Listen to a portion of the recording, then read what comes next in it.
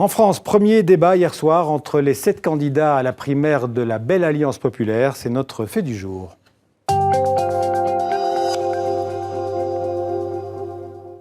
Et avant de faire un bilan à l'issue de ce premier débat entre les 7 prétendants à la candidature du Parti socialiste et de ses alliés au premier tour de la présidentielle, ce sera le 23 avril prochain.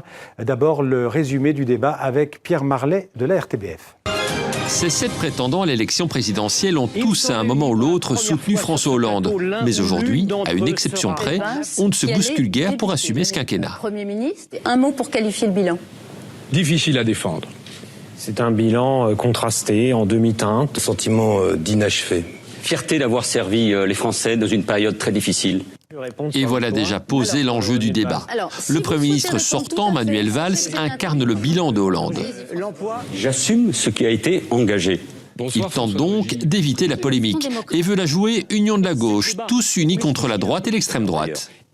Je veux dire très sincèrement que ici, je n'ai pas d'adversaire, encore moins d'ennemis.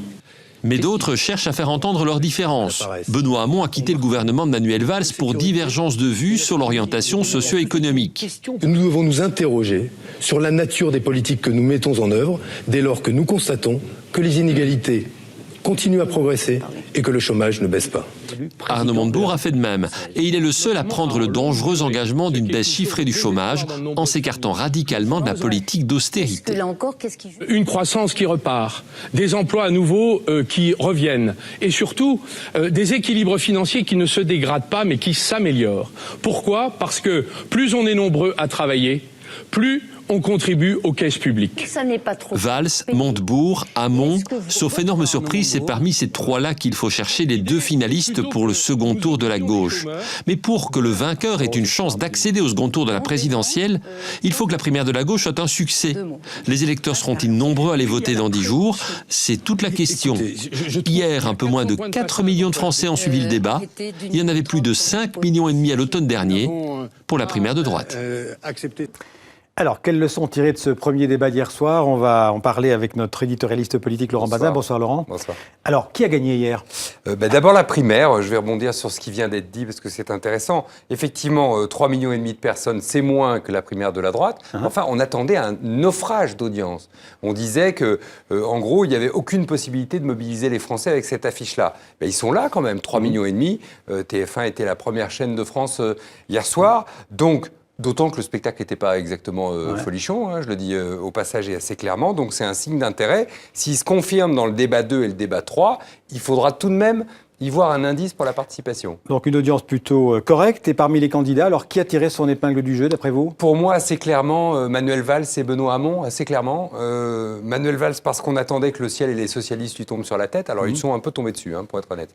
Sur la loi travail, il a passé un assez mauvais quart d'heure sur ce sujet-là. C'est vrai qu'on a vu un Manuel Valls tendu dans la première partie de débat, mais enfin, il a été plutôt bon dans la défense du bilan et plutôt très bon sur le côté sécurité, lutte antiterroriste, l'autorité. Alors c'est pas une valeur de gauche, l'autorité, mais en revanche, en ce moment, en France, bien évidemment, c'est important et ça paye.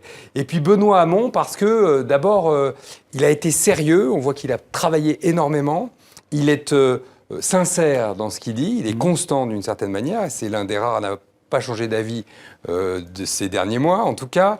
C'est le seul aussi à avoir suscité le débat avec sa mesure sur le revenu universel. Alors on peut être contre la mesure, on peut considérer qu'elle est absurde, que ça a coûté trop cher, 400 milliards d'euros, le revenu universel, un revenu pour chaque Français, mais c'est jamais mauvais en politique, c'est pas Nicolas Sarkozy par exemple qui dirait le contraire, de susciter le débat. Et alors vous n'avez pas parlé d'Arnaud Montebourg, ce qui veut dire qu'il a raté le coche? Je le crois. Oui, je crois qu'Arnaud Montebourg a raté le coche.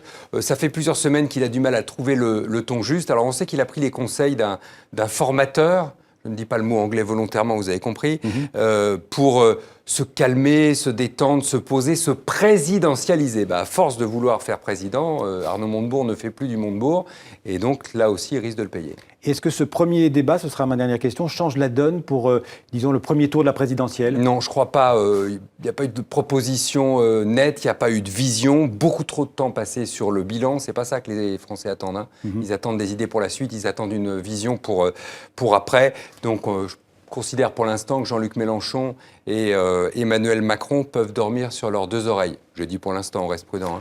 Merci Laurent, on suivra ça de près avec vous.